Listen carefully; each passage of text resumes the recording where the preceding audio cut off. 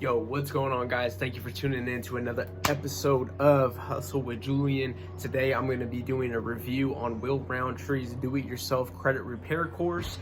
These are weeks 2 and 3, and I'm going to show you guys what I learned and the key takeaways for me. Stay tuned.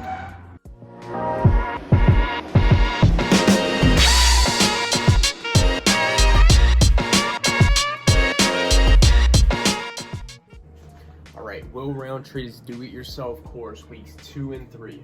Now, these are the key takeaways and points for me. There was a little bit of additional information left out, but these are what helped me the most and what I felt would be most important to the viewers. The first is, before you dispute, cut all ties with old addresses, old names on your credit file, old phone numbers, old employers, all that stuff you want to have taken off your credit report, because that could possibly tie you to old debts that you're trying to get removed. And you have a lot better chance of getting your debts removed if you cut all ties with old information. That's something I didn't do before I sent out my first dispute letter, and that's something I definitely recommend you guys do, because I just did it recently. Okay? Then authorized users. If you don't know what an authorized user is, it's an easy way to get positive credit history onto your credit report without getting a hard inquiry. Okay? Now, I personally don't recommend paying for an authorized user. I would use a friend or family member that has a credit card that has good payment history on it, and I would ask them to put you on as an authorized user. If you have to pay them, go ahead and pay them. It's not a big deal. They're gonna do it a lot cheaper than anywhere else you can buy an authorized user at. And also, authorized users are like wine. They get better with time. So you wanna get the oldest possible credit card that you can with positive payment history, because if they're late, that will show up on your credit report, and you don't need any more lates if you're trying to repair your credit. Never admit to debt, and if you are going to admit to debt and you are going to try to pay something off, make sure you get what's called a pay for deletion letter, because a lot of these collectors and other companies will take your money and then still not remove it from your credit report. And if that's going to be the case, you might as well just not pay it and keep on disputing and give them hell until they remove it. Okay, and if not, just don't pay it anyways. If it's going to stay on your report, why would you pay it? It doesn't make sense. Hard pull. Now, if you get a denial for a hard pull, hard credit inquiry, it's going to hurt your score more than an approval will.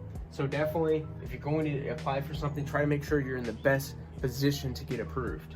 7 hard inquiries is considered excessive, so you want to try to stay below that. Credit limit increases.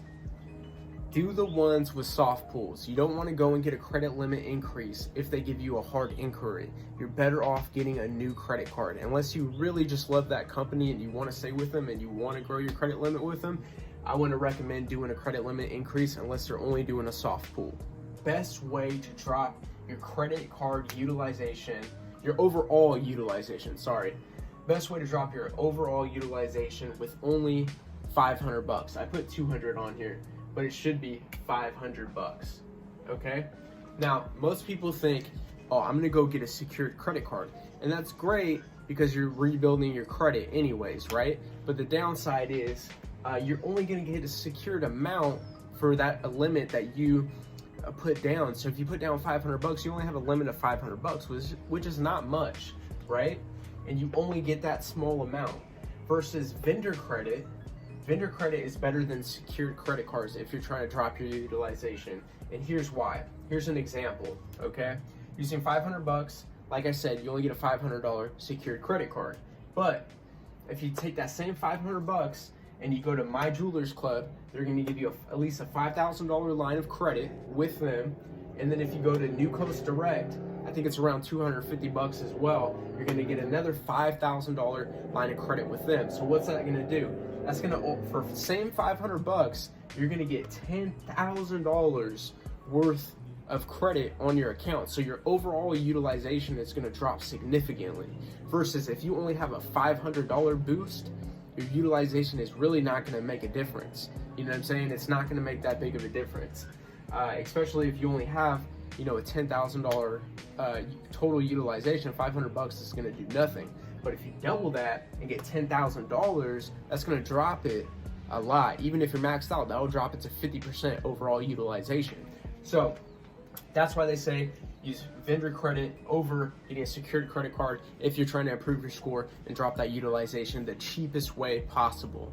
And that wraps it up for weeks 2 and 3. I'm gonna get back to you guys with another video the last week. It seems like they got some good information in the last week. So I hope you guys like this. I hope it helped you out. Don't forget to like, subscribe, and turn on your notifications. Drop any comments below if you have any questions at all. I'm here to help. I appreciate you guys for watching, and stay hustling. Peace.